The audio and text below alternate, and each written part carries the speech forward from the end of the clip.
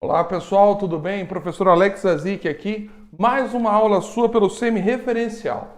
No semi-referencial de hoje, aqui na nossa aula de física, nós vamos falar a respeito do quê? Do movimento circular uniforme. O que seria o movimento circular uniforme? Nada mais é do que o entendimento do movimento circular dos corpos dentro da cinemática. Você vai ver que é muito mais simples do que parece, o nome não é muito bonito, mas a física do negócio é bem legal. Olha lá que legal. Ó. Então você tem aqui que o movimento circular uniforme fica visto como um movimento que está sempre presente em situações de revolução, de giro na nossa vida. Veja aí o que eu coloquei.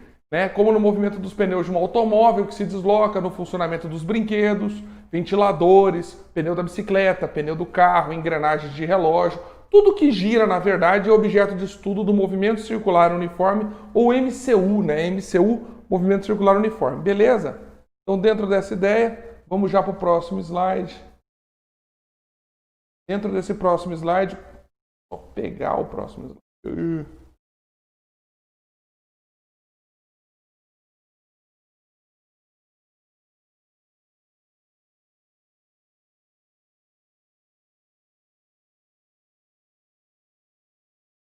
Olha lá.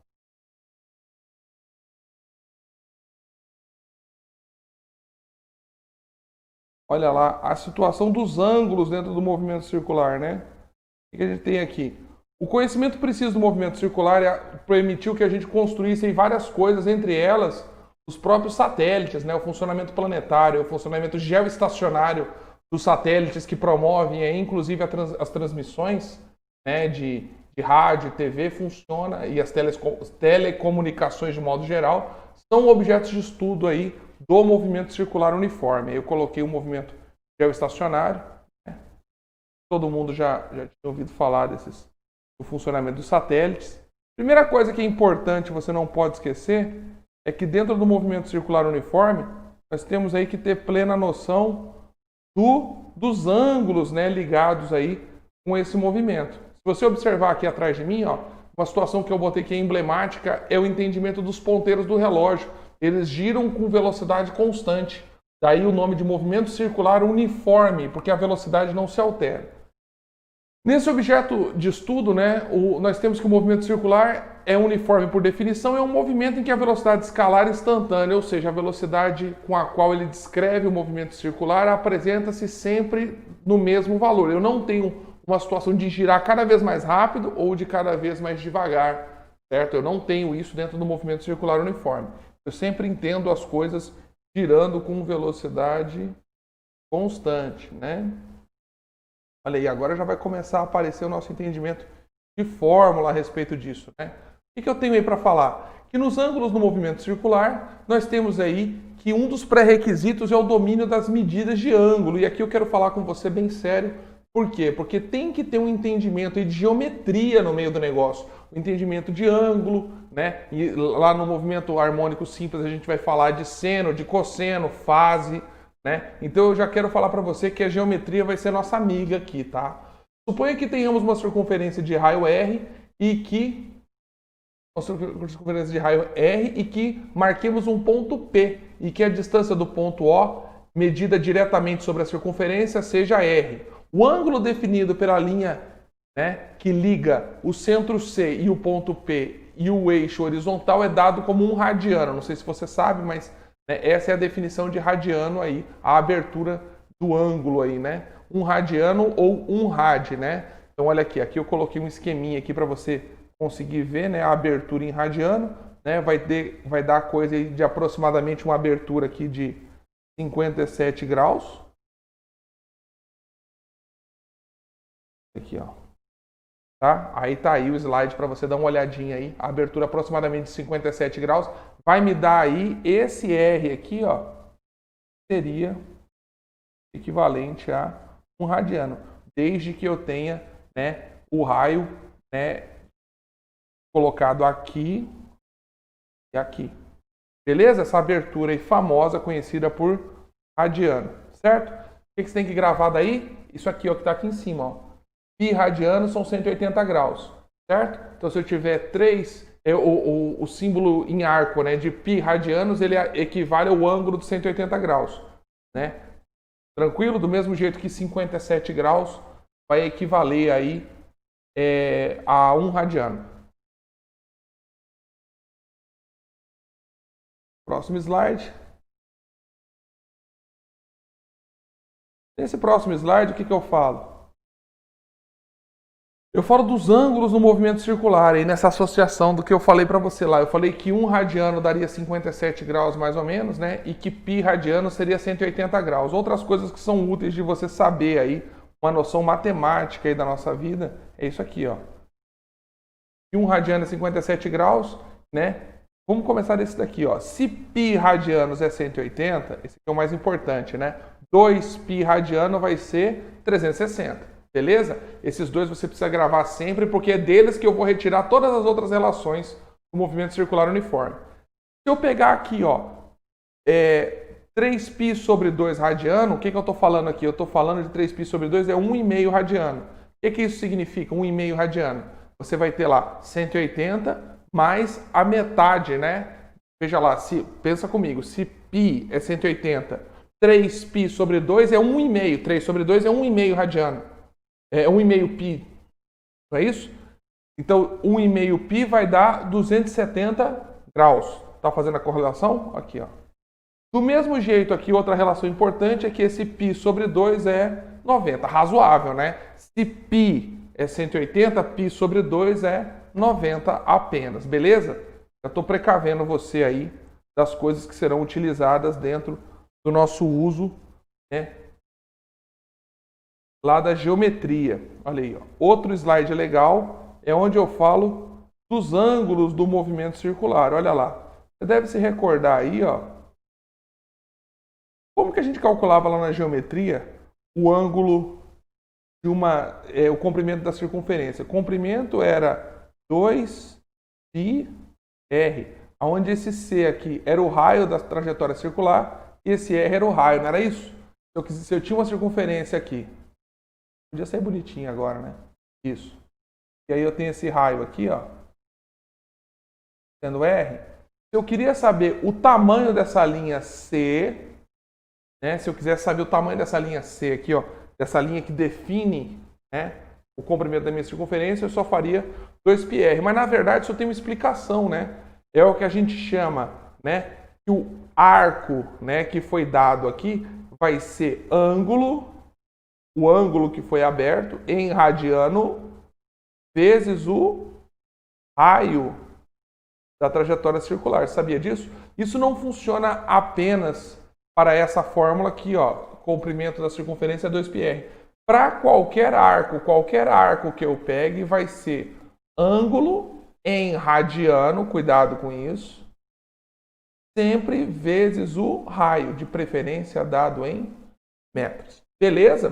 É uma coisa que funciona de modo geral, só que geralmente a gente aprende na escola esse caso aqui, certo? E depois tem que entender, né, que essa abertura aqui, ó, essa abertura aqui, se for a máxima possível, se for o giro completo, é o comprimento da circunferência, que foi o que eu coloquei aqui, certo? Mas para qualquer arco que eu pegue, para saber a abertura lá, qualquer abertura, basta eu multiplicar a abertura em radiano vezes o raio, acabou.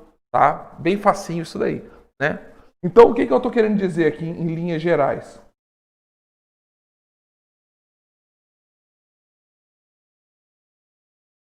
Tá limpada aqui para você entender o que eu estou querendo dizer, né?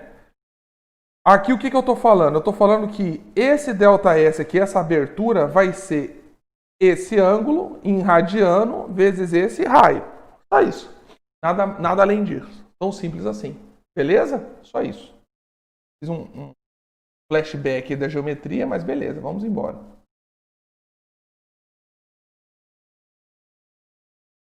Próximo slide. Olha lá o que eu falo.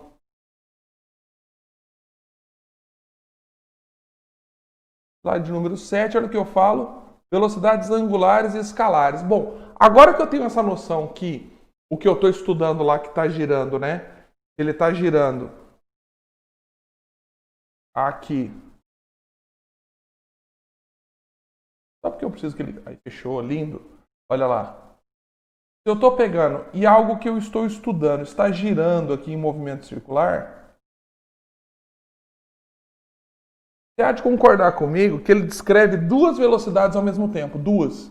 Ele tem uma velocidade aqui na periferia, que eu chamo de V. Ao mesmo tempo que ele tem essa velocidade na periferia, ele também descreve aqui um ângulo aqui, ó. Concorda comigo? Que ele anda um ângulo aqui por dentro. Certo? Então é interessante a gente perceber que o corpo, quando ele gira em movimento circular uniforme, ele tem uma velocidade que eu chamo de escalar. Essa aqui é a velocidade que eu vou chamar ela de escalar. Fechou? Escalar. E vai ter uma velocidade associada com esse ângulo descrito aqui. Essa velocidade de dentro, eu chamo de velocidade angular. Velocidade que eu chamo de velocidade angular, certo? Por quê? Porque ao mesmo tempo que ele gira, ele tem uma velocidade na periferia, lá longe, e um ângulo que ele descreve aqui, a proporção que ele vai girando. Faz sentido? Então essas duas velocidades se conversam entre si, certo? Pensando nisso, olha só que legal. Eu consigo determinar essa velocidade na periferia, aqui do que está girando, como sendo V, eu consigo determinar dessa forma. Ou seja, o quanto ele andou pelo tempo que ele gastou. Facinho, né? O famoso ΔS sobre ΔT. O que ele andou aí pelo tempo que ele gastou. Na forma do que eu estou falando aí do ângulo, né, eu também consigo fazer a mesma correlação. Só que quando eu falo da velocidade angular, que é essa velocidade aqui de dentro, né, velocidade com a qual ele descreveu esse ângulo, certo? Eu vou pegar o ângulo que ele descreveu, o ângulo de abertura que ele conseguiu abrir, pelo tempo que ele gastou. Só isso. E essas duas velocidades se conversam o tempo todo. Tanto que no próximo slide a gente vai dizer que V é ômega vezes R. O que eu quero dizer com isso? Que quanto maior for o raio do que eu estou estudando no movimento circular, maior é a velocidade tangencial. Se você aí já teve oportunidade de brincar com alguém de espadinha ou alguma coisa interessante usando bastão, boken, né? Você repara que se o cara tem um boa, né, tem um bastão, e ele gira para brincar ou bater em você, e você está bem perto dele, o raio da circunferência que ele descreve é pequeno. Então a pancada não tem muita força, porque ele está numa distância curta. Ao passo que se ele está distante de você, ele está usando toda a extensão vertical do boken, né? 1 metro e pouquinho, né? Então, na distância, a ponta, com o mesmo movimento que aqui perto não te machucava em nada, que aqui perto não fazia nada em você, numa distância de 1 metro, 40, 80 centímetros, esse mesmo movimento vai gerar na ponta do taco uma velocidade muito maior. Por causa dessa relação aqui que eu acabei de explicar para você. A velocidade na periferia depende do produto dessa velocidade angular vezes esse raio. Lembrando a você que esse V sempre vai ser visto em metros por segundo, certo? Esse ômega sempre vai ser visto em radianos por segundo. Esse cara sempre vai ser visto em metros. Beleza? Bora para o próximo slide? Perder tempo aqui.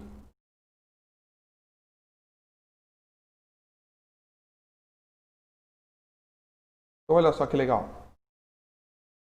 Nesse próximo slide aqui, que é o slide número 8.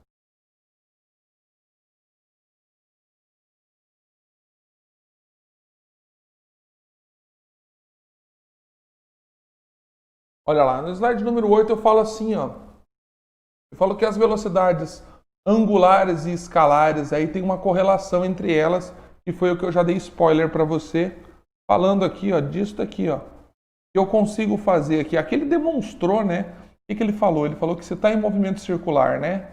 E isso aqui, o meu ΔS, é o que eu caminho, né? E aqui por dentro eu tenho o ângulo que está sendo descrito aqui, né? E eu escrevi que ΔS é o ângulo vezes esse raio aqui, ó. Né? O que ele fez aqui na prática? Ele só dividiu tudo pelo tempo, ó. Pelo intervalo de tempo que ele demorou. Tanto para sair da periferia, né, e descrever aquele movimento que eu falei, quanto é simultâneo, né? Não tem como você mover aqui pela periferia e não descrever no mesmo instante o ângulo aqui por dentro. Então olha lá que legal, ficou ΔS sobre ΔT é V, ângulo descrito por tempo gasto é ômega, fez o raio, pronto. Aqui a fórmula de ouro dentro do movimento circular uniforme, só isso, V ômega R. Beleza? Não é difícil. Né? Essas duas fórmulas aí são essenciais para a gente conseguir viajar aí dentro desse conhecimento aí. Olha lá, período, um conceito importantíssimo, tanto na ondulatória quanto no movimento circular uniforme. Na verdade, mais para frente, você continuando a estudar, você vai ver que o movimento circular uniforme ele se une dentro do entendimento de ondulatória e cria uma coisa chamada MHS, movimento harmônico simples. Então grave muito bem esse conceito de período. Período, o tempo que se gasta para dar uma volta completa, em qualquer coisa. Período de revolução da Terra ao redor do Sol, período, vou dar um exemplo mais prático, período de trabalho, quantas horas por dia você trabalha, qual que é o seu período de trabalho? Não estou trabalhando, parei de trabalhar. Fecha um ciclo de trabalho, seu período de sono, o tempo que você gasta para ter uma noite de sono completa. Seu período de almoço, estou sem almoçar, almoçando, voltando para o trabalho, fechei um ciclo. Então, toda vez que vier para você a ideia de período, você tem que lembrar de que é o tempo gasto para se fechar um ciclo, ou intervalo de tempo para uma revolução completa, beleza? Aqui o que eu fiz, né? Eu fiz uma formulinha para você associar que o período está ligado, né? Se você pega aqui ΔT como sendo o intervalo de tempo, né? Quanto tempo levou e quantas voltas ele deu. Na prática, né? Você está investigando aí, né? Quanto tempo ele gastou pelo número de voltas que ele deu, você está verificando, né? O tempo que levou cada volta, certo? Então, se você tem lá, digamos, 30 minutos, ele operou 30 voltas, ele operou 1 minuto por volta. Então, o período vai ser de 1 minuto. Faz sentido? 30 minutos, 30 voltas.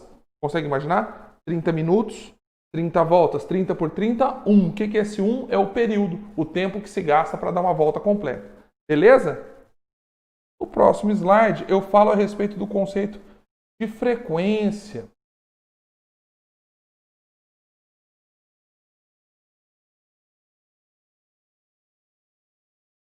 Olha lá. O conceito de frequência que muita gente confunde com o conceito de período, e não é. Parece, mas não é.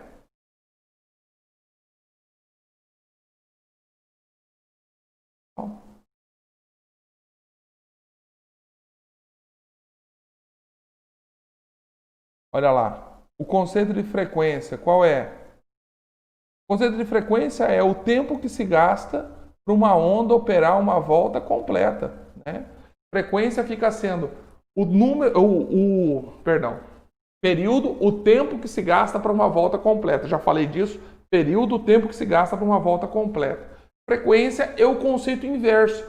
Quantas revoluções o objeto que eu estou estudando consegue fazer dentro de uma unidade de tempo? Veja lá, ó, chamamos de frequência do movimento circular o número de rotações realizadas por unidade de tempo. Aí tem um aluno que é mais malandro e já fala assim, professor, deixa eu entender então. No período eu falo, vai lá, gira, meço o tempo que levou para dar essa volta completa. Esse tempo é o período, fechou. Na frequência eu falo, queridão, vamos lá, você tem 1 segundo, pau, não tenha dó. Beleza? Nesse 1 segundo eu quero ver quantas voltas você realiza. É isso. Frequência fica sendo dada, né, como sendo 1 sobre o período. Claro, são inversamente proporcionais.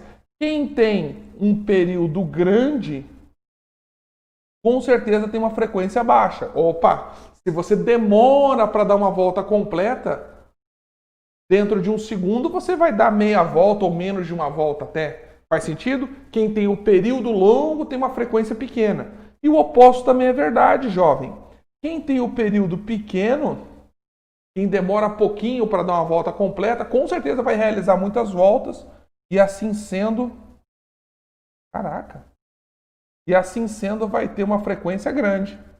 É isso?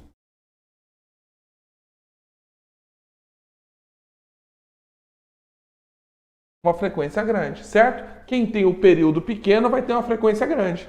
Quem tem o período grande vai ter uma frequência baixa. Faz sentido? Professor, nos exercícios aí, como é que eu dou como é que eu entendo essa ideia da frequência? Tá fácil, ó. Você pega aqui o número de voltas que ele estabeleceu pelo tempo total gasto aí, né? Você vê aí que você pega o número de voltas e divide pelo intervalo de tempo que foi gasto, você vai ter aí o número de voltas que foi feitas por segundo. Repare nisso, a frequência sempre é observada numa unidade de Hertz. Grave isso, ó. Período sempre será observado segundo, frequência sempre vai ser observada em Hertz. Aí tem aluno que fala assim, professor, eu vi num livro lá que o cara trabalhava com a frequência em RPM. RPM é uma outra unidade, não é unidade do sistema internacional. O que você tem que gravar? Um RPM vale, né, o equivalente ao número de rotações que foram operadas por minuto. Se eu tiver lá um motor que faz 60 RPM, presta atenção, 60 RPM são 60 revoluções por minuto. Então é uma revolução por segundo. Porque dentro do minuto eu tenho 60 segundos. Então se eu tenho um motor que trabalha com 60 RPM, são 60 revoluções por minuto, uma revolução por segundo. Beleza? Aqui, vou dar uma apagada.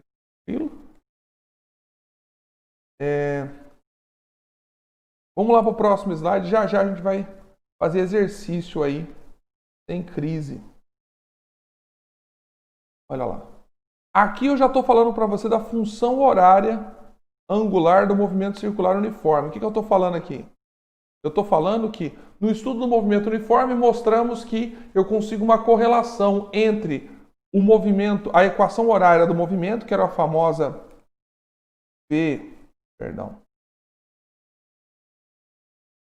a famosa equação S igual a S0 mais V vezes delta T, a famosa equação do mu, lembra que o pessoal brinca chamando que é o sorvete e tudo, né? Eu consigo fazer uma previsão da situação angular final com a posição final, da situação angular inicial com a posição inicial. O tempo continua sendo o tempo, não muda nada. A única coisa que vai mudar aqui, ó, é que se aqui eu tenho um ômega, que é uma velocidade angular, eu vou associar isso daqui com uma velocidade v. Só isso. Lembrando que esses caras aqui, esse aqui é visto em radiano, sempre. Se é ângulo, é radiano. Esse cara aqui também é em radiano. Esse cara é em radiano por segundo. E esse cara, óbvio, segundo. Beleza? Tem que sempre tomar esse cuidado aí para não tropeçar no cadarço da botina. Beleza? Não é difícil. É só prestar atenção. Na verdade, essa matéria ela é uma complementação do movimento circular. Do movimento da cinemática, lá, né? Do mu, do move, enfim. Olha lá. A aceleração centrípeta. Isso é sensacional, ó. O que eu tenho para falar aqui dentro da aceleração centrípeta? Tudo que gira, gira por ação de uma força que empurra o corpo para o centro, sem exceção. Tudo que gira sofre ação de uma aceleração que solicita ele para o centro da trajetória circular. O nome dessa aceleração é definido como aceleração centrípeta, certo? Ela é sempre radial para o centro, olha lá. A aceleração sempre aponta para o centro da trajetória circular, né? E é perpendicular à tangente, ou seja, se o bagulho está girando aqui, ó, constantemente existe uma aceleração que puxa ele para o centro, certo? Sem exceção nenhuma, sempre. Tudo que gira tem uma força que faz o papel do que a gente chama de resultante centrípeta. Como que eu calculo? Com a mão, né? Você vai pegar a velocidade que ele está girando ao quadrado e dividir pelo raio, porque se ele está girando aqui, meu chegado, aqui tem um raio. Tem exercício que traz R maiúsculo, R minúsculo, tanto faz. Certo? Um outro modo da gente chegar na aceleração centrípeta também é pensar o seguinte, ó. Se V ao quadrado sobre R e eu tenho que ômega ao quadrado, R ao quadrado, é só substituir aqui no lugar do V, eu botei ômega vezes R, né? E aí eu consigo cortar, ó, esse cara com esse cara. E eu tenho que a aceleração centrípeta pode ser calculada como sendo ômega ao quadrado vezes, hipótese aí, também ganhar tempo resolvendo alguns exercícios. Beleza? Dá uma olhadinha no nosso próximo slide aí.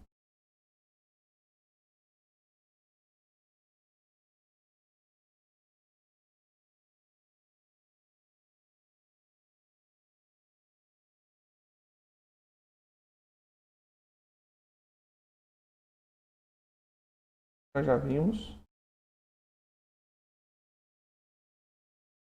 Slide número 13 aí. Olha lá que legal. Quando eu tenho dois movimentos circulares ligados aí, ó, eu tenho uma situação análoga a essa daqui, ó. O que eu tenho aqui? Eu tenho duas situações aí que com certeza você já viu, né? Essa situação primeira aqui você já conhece, é a famosa bicicleta. O que eu tenho aqui? Eu tenho uma coroa e tenho uma catraca, né? Todo mundo já andou de bicicleta, já viu bicicleta. Eu tenho aqui que essa corrente garante que todos os pontos que estão em contato com ela tenham a mesma velocidade tangencial, certo? Todos os pontos que estão aí na corrente têm a mesma velocidade tangencial, mas com certeza a catraca ela tem uma velocidade, né, angular um pouco maior, né? Você vê aí que quando a velocidade tangencial é a mesma aqui, desculpa, velocidade tangencial não. A velocidade tangencial é a mesma, né? Mas você tem aqui, ó, que com certeza a frequência da catraca é maior do que a frequência da coroa, né? A coroa gira lentamente, a catraca lá atrás tem que se virar, né? Tem que girar bem mais rápido, faz sentido? Né? Então você tem aqui que todos os pontos estão com a mesma velocidade tangencial e daí eu digo, né, que tem essa relação de V ômega R. É só você pensar o seguinte, ó. Se os dois têm que ter a mesma velocidade tangencial, presta atenção. Quem tem o menor raio vai ter que ter a maior velocidade angular. Faz sentido? Né? Digamos que esse A aqui, ó, ele tem um raio menor, é menorzinha a catraca, né? Se o raio é pequeno, o ômega é grande. Do outro lado, eu tenho aqui uma compensação, que o raio dela é maior, essa parte B aqui, ó. Com certeza, essa velocidade angular será menor para poder compensar. Faz sentido? Então, quem tem, naquela hora que eu falei, estava certo, né? Acaba que o de trás vai ter que girar mais rápido com a frequência maior. Se ele tem uma frequência maior, ele vai ter uma velocidade angular maior mesmo. Beleza? Tranquilo, bora para o próximo slide.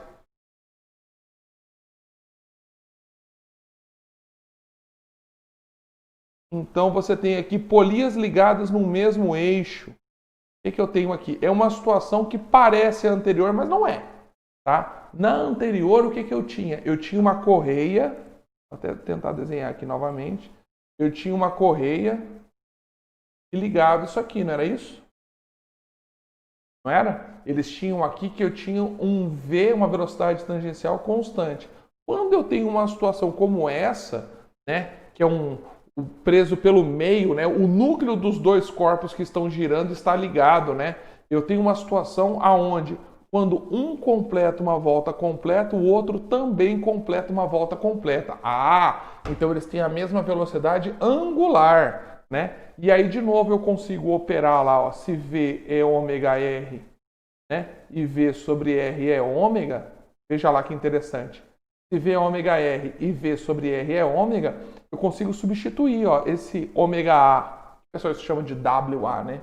Vai ser VA sobre R e o VB vai ser ômega B. O ômega A vai ser V sobre R e o ômega B vai ser VB sobre RB. Beleza? Daqui eu consigo também dizer, né, que outra conclusão útil aí é que os dois giram com a mesma frequência. Óbvio, se eles estão amarrados com a mesma velocidade angular, eles vão ter que ter a mesma frequência aí na vida deles. Tranquilo? Bora lá para o próximo slide.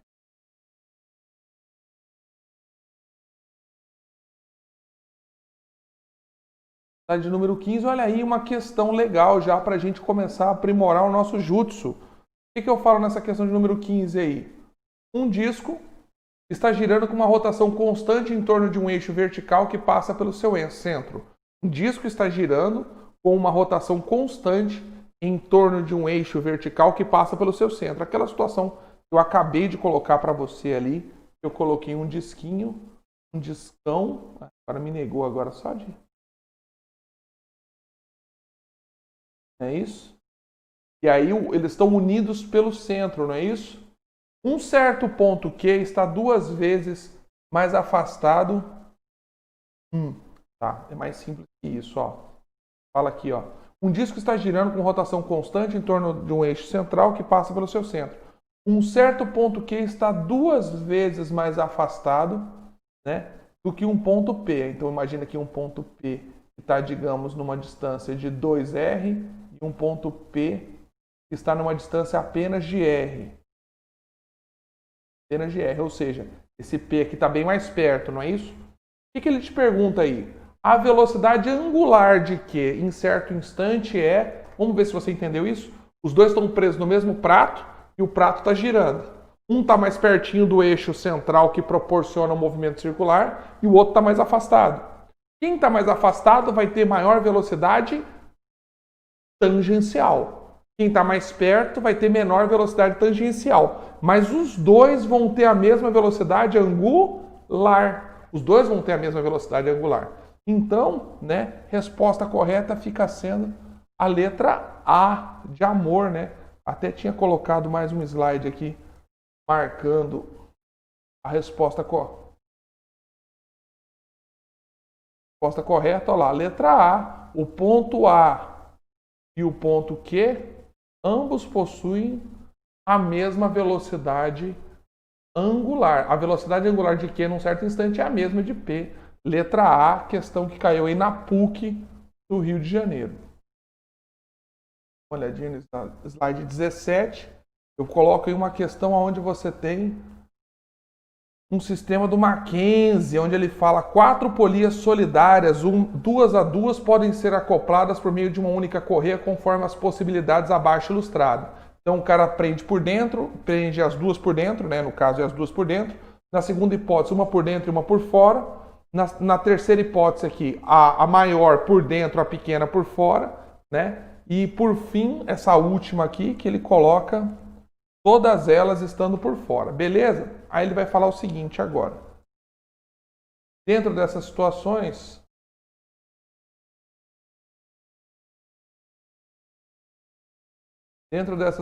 olha o que ele fala. Os raios das polias A, B e C são respectivamente 4, 6, 8 e 10. 4, 6, 8 e 10. Sabendo que a frequência do eixo do conjunto CD é 4.800 RPM, ou seja, esse cara aqui, ó, gira com 4.800 RPM, a maior frequência obtida para o eixo, esse carinha aqui, esse eixo AB, nas combinações citadas, qual seria? Vamos pensar um pouquinho? Se eu olhar aqui, ó, se eu observar aqui, ó, se eu estou procurando a maior velocidade possível para esse eixo pequeno, com certeza seria essa combinação aqui, ó. Certo? Por quê? O que acontece? Eu estou pegando a maior área possível aqui, a maior velocidade possível, né, da maior polia, e estou jogando para quem tem, digamos, a menor área periférica. Faz sentido? Então, essa daqui seria a configuração para gerar a maior rotação possível na catraca, nessa polia menorzinha. Beleza. Mas o mote não é esse, tá? O mote é perguntado matematicamente aqui como é que acontece.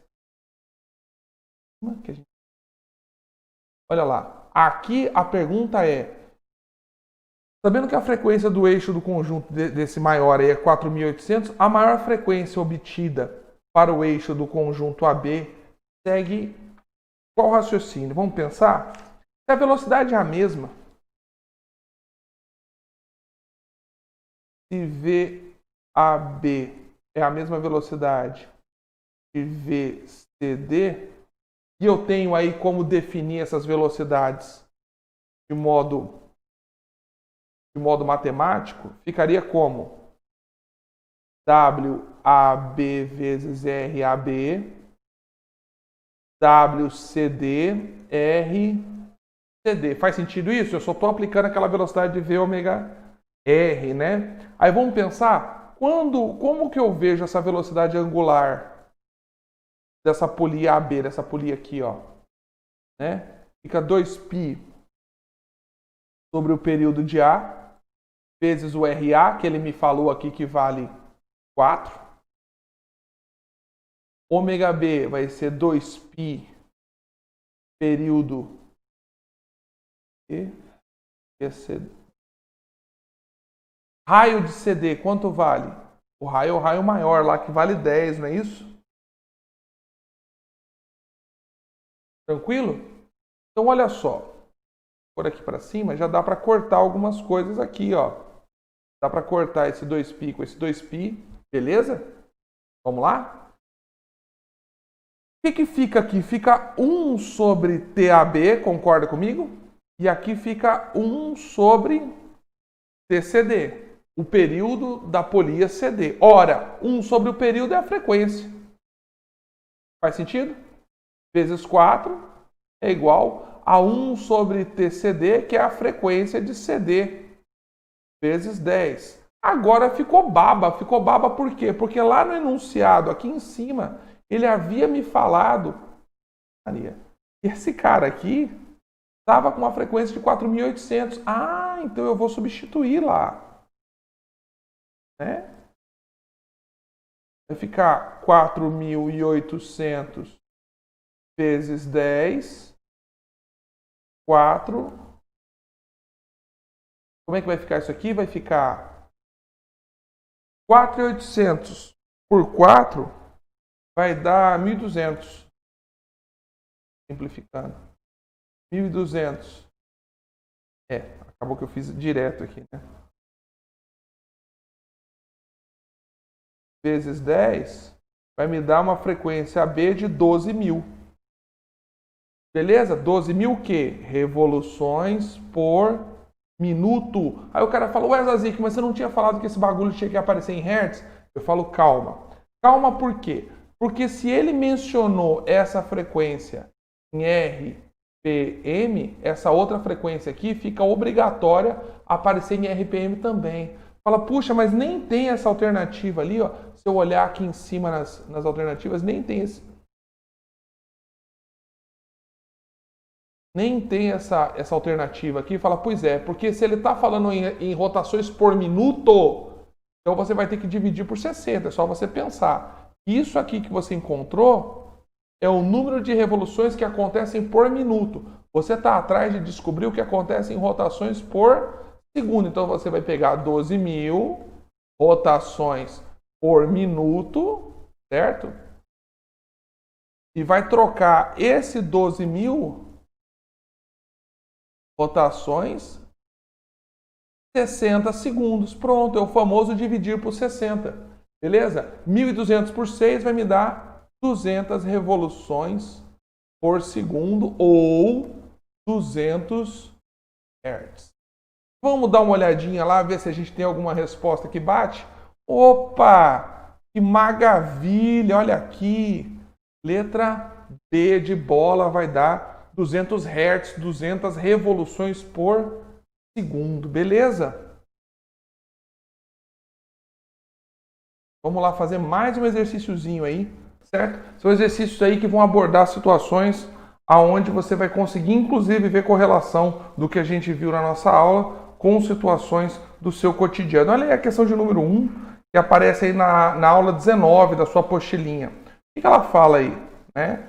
Ela fala que um ponto em movimento circular uniforme descreve 15 voltas por segundo em uma circunferência de 8 centímetros de raio. A sua velocidade angular, o seu período e a sua velocidade linear são respectivamente. Então vamos prestar atenção. Ele fala várias coisas aí e ele te pergunta 3. Quais foram as 3 perguntas dele? A velocidade angular, o período e a velocidade linear, não é isso? Então vamos separar essas coisas aqui em letras, certo? Então dá uma olhada lá. Ele está te perguntando qual é a velocidade linear, que seria o V, velocidade angular, que seria o W, ok? E o período. São essas as perguntinhas aí do meu problema, ok? Então vamos pensar um pouquinho. Ele está falando que o negócio realiza 15 voltas por segundo. Está associando? São, olha lá, olha o texto aqui, ó.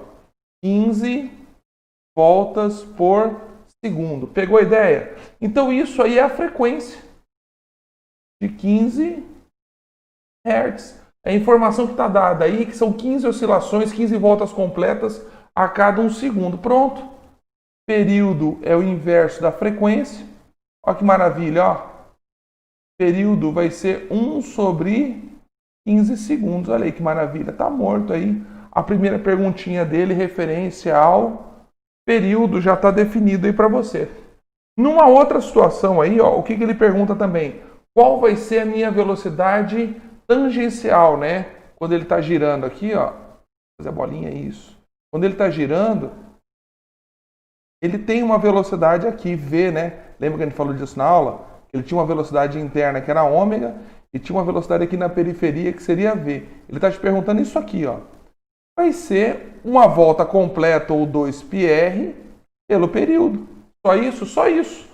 Qual que é a velocidade com a qual ele gira aí? Nada mais do que eu fazer uma circunferência completa no tempo que ele gasta. Ficou fácil por quê? Porque eu tenho o valor do raio. O raio está dado aqui, ó, Brasil, ó. Deixa eu mudar a cor do bagulho aqui, ó. Cadê o raio? Aqui, ó. Um raio de 8 centímetros, né?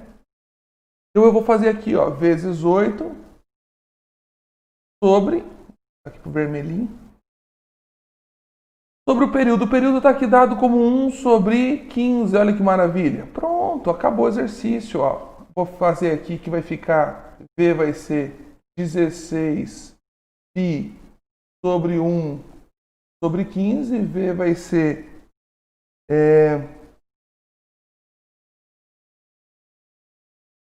15, é isso mesmo, 16 π vezes 15, 15 vezes 16 vai dar 240, é isso? Vai dar 30, vai dar 80, não é isso? 5 vezes 6, 30.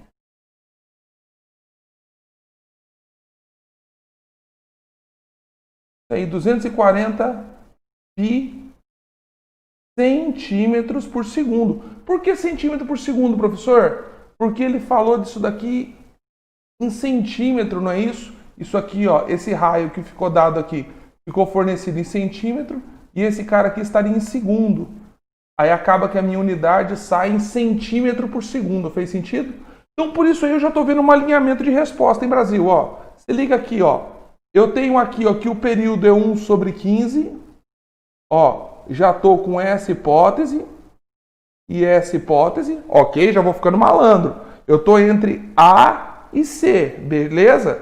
Ó, olha aí, olha, pronto, já matei já, ó. Só olhando aqui, ó, já vi que o único que casa aí seria a letra C de casa. Não tem como errar, né? Ah, professor, mas e se eu quisesse de fato aí calcular a velocidade angular dele para achar aqueles 30? Não tem problema. Podemos calcular agora, olha lá. Ômega é 2π radiano sobre o período. Olha lá, vê como é que vai dar em cima, ó. 2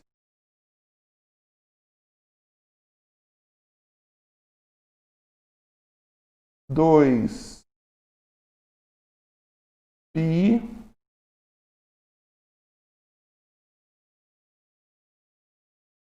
sobre o período. O período não é 1 sobre 15? Olha lá como é que vai dar em cima, ó. Ômega vai ser 30 π radianos por segundo. Olha lá. Exatamente, né? O que estava dito aqui, ó. Belezinha? Não tá difícil, né? Então, na verdade, você nem precisava, meu parceiro, ó. Só você fazendo isso aqui, ó, só matando aqui e ali com aquele 1 sobre 15, você já ficava com a resposta correta, que seria a letra C. Belezinha? Bora pro próximo exercício pra gente não perder tempo aqui. Vou jogar essa parte aqui pra cima. Aqui o nosso próximo slide, que é o exercício da montanha-russa, né? Montanha-russa não, desculpa. Roda gigante, todo mundo aí já foi num parque de diversões aí, já viu uma situação igual a essa aí. Olha lá. Durante os festejos do Círio de Nazaré, em Belém, uma das atrações é o parque de brinquedos situados ao lado da Basílica, no qual o brinquedo dos mais cobiçados é a roda gigante, que tem uma velocidade angular ômega. Beleza, a gente já sabia. A velocidade angular dela aí fica sendo ômega, né, que ele não menciona o valor. Considerando que a velocidade escalar de qualquer ponto na periferia, olha, ele te deu essa velocidade aqui, ó. A velocidade com a qual ele gira é de 1 metro por segundo. E o raio dela aqui, esse R, fica sendo de 15 metros, ok? Pode-se afirmar que é a frequência.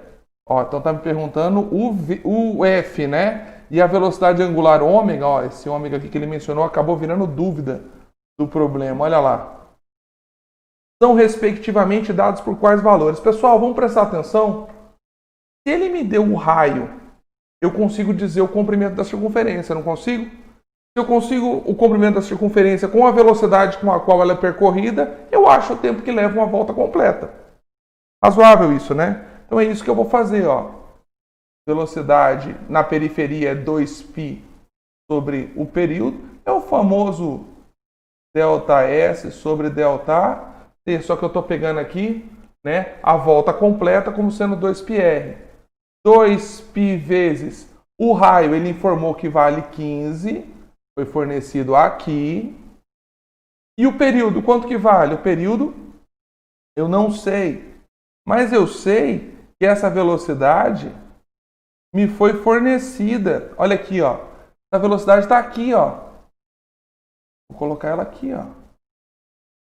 Beleza? Então eu vou colocar aqui sendo 1. Certo? Então o que eu vou fazer aí? Tá fácil, né? Vou achar aqui o período.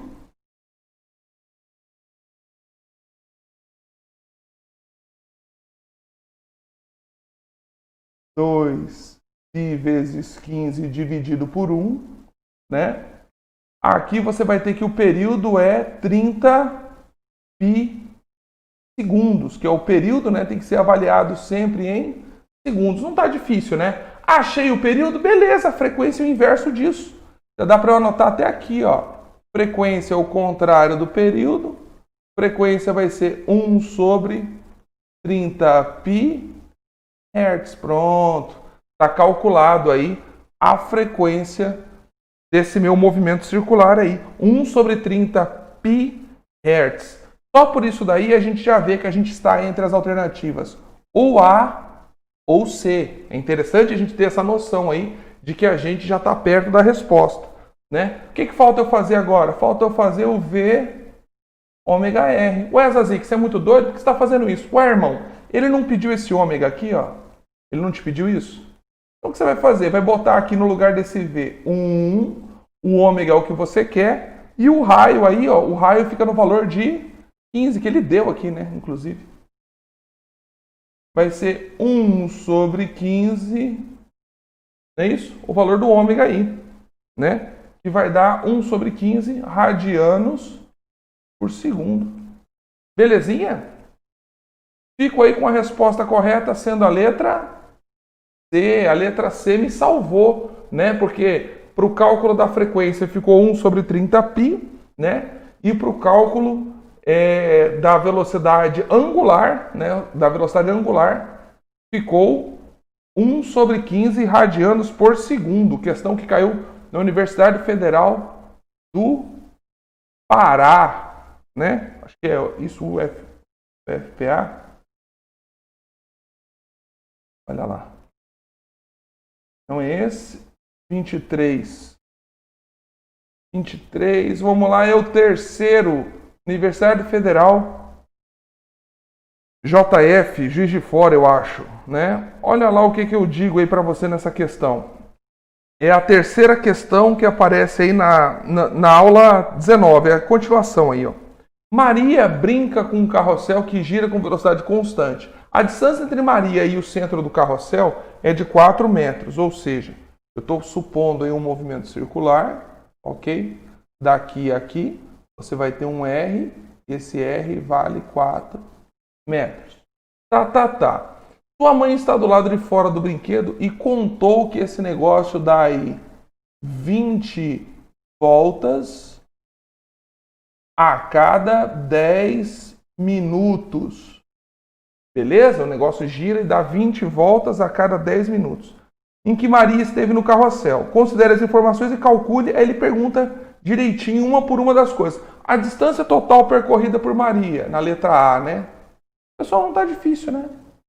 O que ela percorreu? Vamos pensar um pouquinho? Ela deu 20 voltas em 10 minutos. Então vai ser 20 vezes 2πr. Foram as voltas que ela foi dando. Cada volta é 2πr, não é isso? Então tá fácil aí a gente resolver. Vai ficar 20 vezes 2π vezes o raio da trajetória circular aí, que vai ser 4. 20 vezes 8π, não é isso? 20 vezes 8π vai dar 160 pi metros. Essa é a distância total percorrida aí pela menina nesse carrossel aí. Tranquilo? Somente a distância que ela foi andando, né? Cada volta era 2πr, 20 vezes isso. Resolveu o problema. Vou empurrar a tela um pouquinho mais para cima aqui. Ganhar espaço. Letra B. Na letra B, o que eu pergunto aí?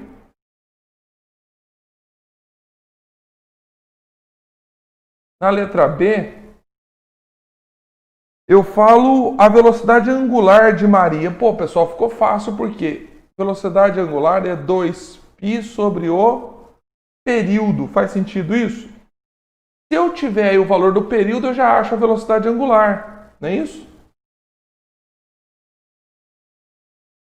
Se eu tiver o valor do período aqui, ó, eu já acho essa velocidade aí tranquilo, né? Professor, o exercício também deu aí, falou o raio, né? Mas não falou a velocidade linear dele, né? Se ele tivesse me falado a velocidade linear, eu poderia resolver fazendo isso aqui, ó.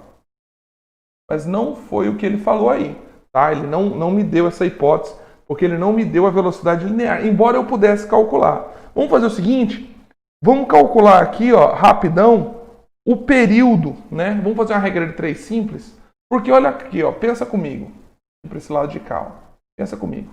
Se são 20 voltas a cada 10 minutos, certo? Uma volta demoraria x. 20x 10, x igual a 10 sobre 20, x igual a meio minuto. Pegou a ideia? Então, eu concluí o quê? Se ele dá 20 voltas em 10 minutos, se são 20 voltas em 10 minutos, né? São 10 voltas em 5 minutos, uma volta leva meio minuto. Faz sentido isso para você? Eu acabei de achar que esse x aqui, ó, ele vai valer, meio minuto vai dar 30 segundos, ou... Não, tá. 30 segundos ou isso mesmo. Olha lá, só para a gente continuar. Vai ficar 2π sobre o período que vale 30, né? Eu consigo simplificar isso aqui. Vai ficar π sobre 15 radianos por segundo. Fiquei na frente. Beleza? O que eu fiz aqui? Calculei bem aqui, ó, que o período vale 30, fazendo esse raciocínio aqui. Peguei e fiz 2π, né? 2π, não é isso? Vai ficar π sobre 15, 2π sobre 30 e π sobre 15. A letra B está feita aí de modo adequado. Vamos para a letra C.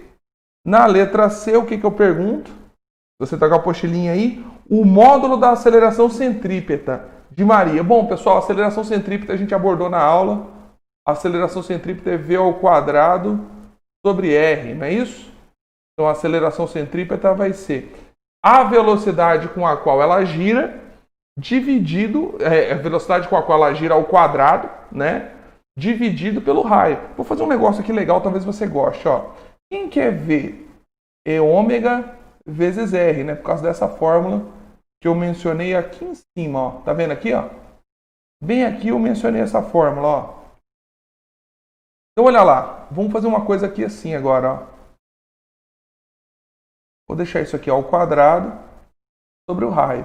Então eu tenho que a aceleração centrípeta vai ser ômega ao quadrado R ao quadrado sobre R. Consigo cortar esse cara com esse e tiro que a aceleração centrípeta vai ser ômega ao quadrado sobre, ômega ao quadrado vezes R. E agora ficou fácil, porque a velocidade angular eu tenho, tá aqui em cima, ó. Velocidade angular seria π sobre 15 elevado ao quadrado vezes o raio da trajetória circular que o exercício me deu lá em cima, valendo quanto que era? Quanto que era o raio da trajetória circular? 4, não era isso?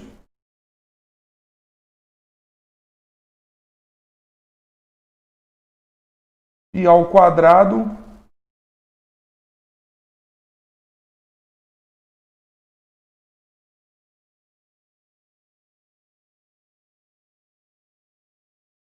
(225) vezes 1/4. Que beleza, hein?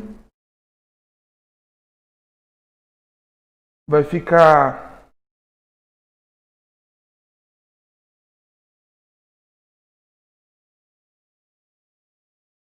π ao quadrado, 225. Cada aqui, ó.